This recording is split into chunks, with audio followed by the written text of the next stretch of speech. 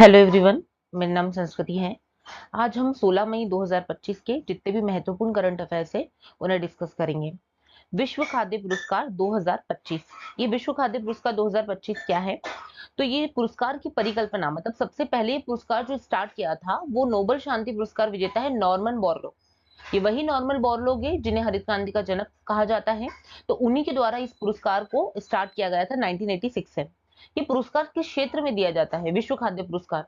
तो खाद्य और कृषि क्षेत्र का सर्वोच्च सम्मान है ये विश्व खाद्य पुरस्कार। इसमें $5 लाख की पुरस्कार राशि दी जाती है और इसको विश्व खाद्य पुरस्कार फाउंडेशन प्रदान करता है। अब हमारे लिए एक तो ये महत्वपूर्ण है कि पुरस्कार कब स्टार्ट हुआ और किसने स्टार्ट किया।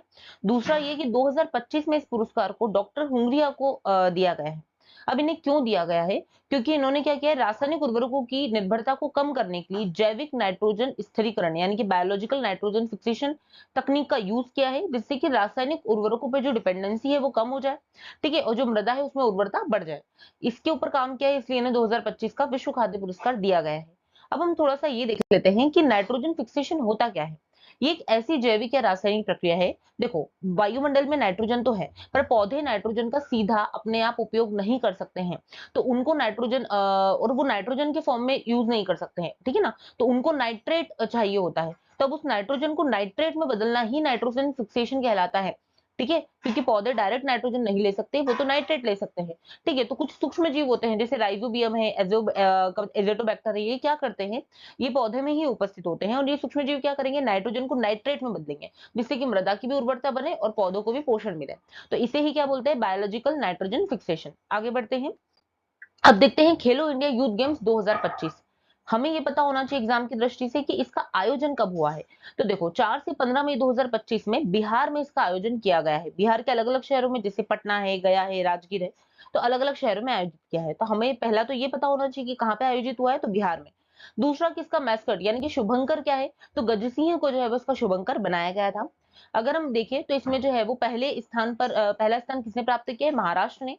फिर सेकंड पे जो है वो हरियाणा है और थर्ड पे जो है वो राजस्थान है। तो हमें ये पता होना चाहिए कि शीर्ष स्थान पे कौन है, तो महाराष्ट्र है। अब थोड़ा सा हम बेसिक देख लेते हैं कि खेलो इंडिया यूथ गेम्स क्या है। तो खेलो इंडिया यूथ गेम्स का आरंभ जो है वो 2018 में खेल मंत्रालय के द्वारा इसे शुरू किया गया था। इसमें क्या होता है, इसमें जो स्कूली और कॉलेज स्तर के युवा होते हैं उनको खेल के लिए प्रेरित किया जाता है, यही इसका उद्देश्य भी है। अगर हम देखेंगे इसमें प्रतिभागी कौन होते हैं, तो 18 वर्ष से कम आयु के स्कूल विद्यार्थी और 21 वर्ष से कम आयु के कॉलेज विद्यार्थी जो होते हैं वो इसमें पार्टिसिपेट करते हैं, ठीक है। इसमें अगर हम देखिए तो वर्तमान में अभी 25 से ज्यादा खेल जो है इसमें शामिल किए गए हैं। तो ये हमने खेलो इंडिया यूथ गेम्स का थोड़ा सा बेसिक समझ लिया। आगे बढ़ते हैं, अब देखते हैं सरस्वती पुष्करालु उत्सव। ये सरस्वती पुष्करालु उत्सव जो है वो तेलंगाना में सेलिब्रेट किया जाता है। ये उत्सव क्या है, तो 12 साल में एक बार इस उत्सव को सेलिब्रेट किया जाता है। इसमें सरस्वती नदी जो है उसकी उपासना की जाती है।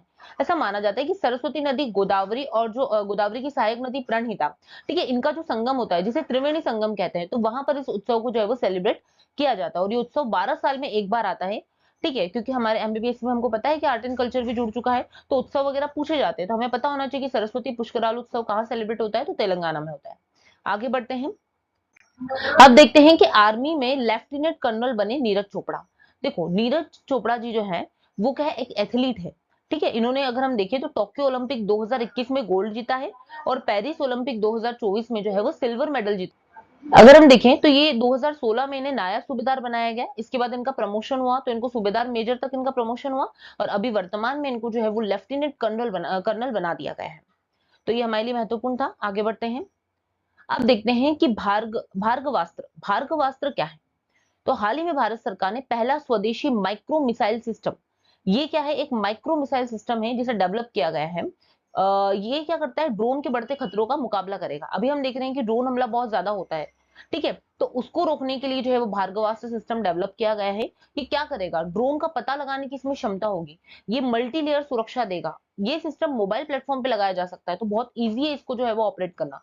और उसके अलावा क्या है, आर्थिक और प्रभावी भी है, ठीक है ना, इतना सस्ता है कि आराम से जो है ये बनाया जा सकता है। तो ये एक महत्वपूर्ण हमारे लिए न्यूज थी। इस प्रकार 16 मई 2025 के जितने भी महत्वपूर्ण करंट अफेयर्स है, ठीक है ना, वो हमने डिस्कस करे हैं। वीडियो छोटा होता है पर जितने भी इंपॉर्टेंट न्यूज है वो इसमें कवर हो जाती है। तो यदि आपको ये लेक्चर अच्छा लग रहा है तो आप ज्यादा से ज्यादा लोगों को शेयर कीजिए, लाइक कीजिए और चैनल को सब्सक्राइब कीजिए।